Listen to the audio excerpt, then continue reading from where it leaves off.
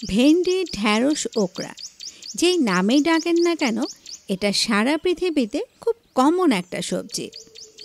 আমাদের দেশে না হলেও ডজনখানেক রেসিপি আছে এই ঢ্যাঁড়সের। আমি এখন সরিষা বাটা ও ঢ্যাঁড়স দিয়ে দারুণ মজার একটা রেসিপি করে দেখাচ্ছি। খুবই সিম্পল, আশা করি আপনাদের অনেক পছন্দ হবে। সরিষা ঢ্যাঁড়স রান্না করার জন্য আমি আধা কেজি পরিমাণ ঢ্যাঁড়স নিয়েছি। এবার ঢ্যাঁড়সগুলোর দুপাশটা একটু কেটে বাদ দিয়ে দিচ্ছি। ঢ্যাঁড়স কাটার আগে অবশ্যই প্রথমে পানি দিয়ে ভালো করে পরিষ্কার করে তারপরে কাটতে হবে।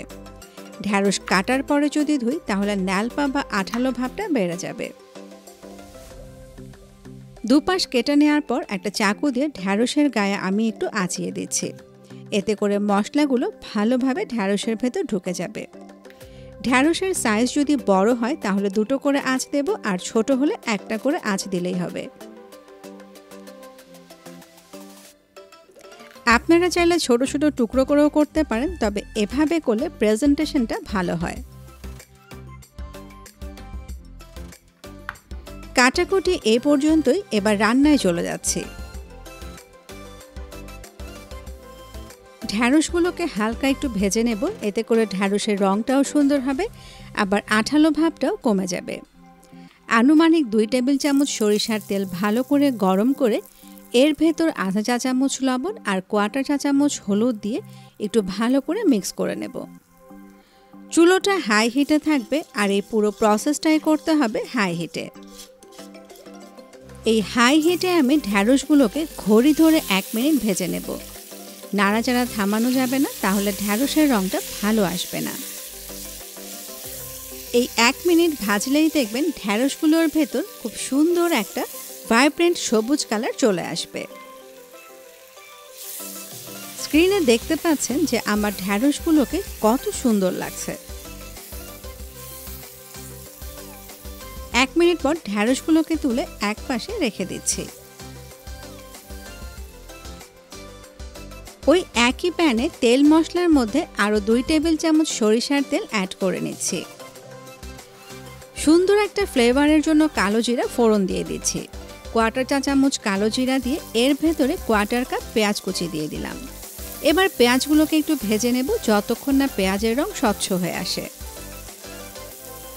চুলোর আঁচটা ফুল আছে। সরিষা ঢ্যাঁড়স, তাই রান্নাটা আমি সরিষার তেল দিয়েই করছি। সরিষার তেল আর সরিষা বাটা দুটো মিলে রান্নার ফ্লেভারটা অনেক সুন্দর হবে। টমেটো কুচি দিয়ে দিলাম 1/4 কাপ। এগুলোর ভেতর 1 চা চামচ লবণ দিয়ে আধা মিনিট রান্না করছি।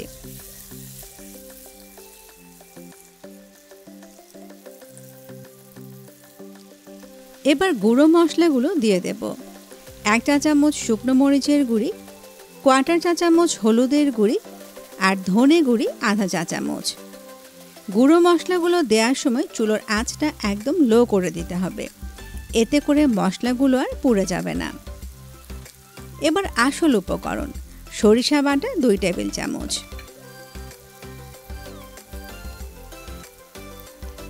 আধা কাপ পানি দিয়ে চুলোর আঁচটা ফুল করে দেব। এরপর স্বাভাবিক রান্না করব। ঢাকনা দেব, মাঝে মাঝে ঢাকনাটা খুলে একটু নেড়ে চেড়ে দেব, আর রান্না করব যতক্ষণ না পানিটা শুকিয়ে আসে। এরই ভেতর টমেটো আর পেঁয়াজ গলে যাবে। আজকের সবগুলো গুঁড়ো মশলা ব্যবহার করছি ACI পিওর ব্র্যান্ডের। সবচেয়ে ইম্পর্ট্যান্ট জিনিস, এই রান্নায় কালো বা লাল সরিষা ব্যবহার করা যাবে না। হলুদ বা সাদা সরিষা যেটাকে বলি, সেই সরিষাটা নিতে হবে।